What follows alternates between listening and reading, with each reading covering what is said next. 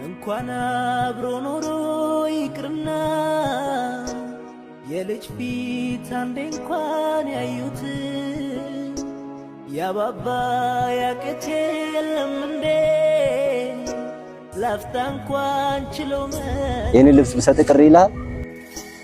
መላመድ ከመወለድ በላይ አስተሳስሮ አቆራኝቶናል ተለዩ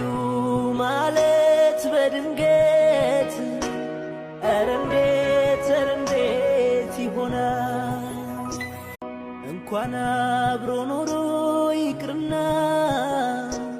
የልጅ ፊት አንዴ እንኳን ያዩት ያባባ ያቅት የለም እንዴ ላፍታ እንኳን ችሎ የኔ ልብስ ብሰጥ ቅር ይላል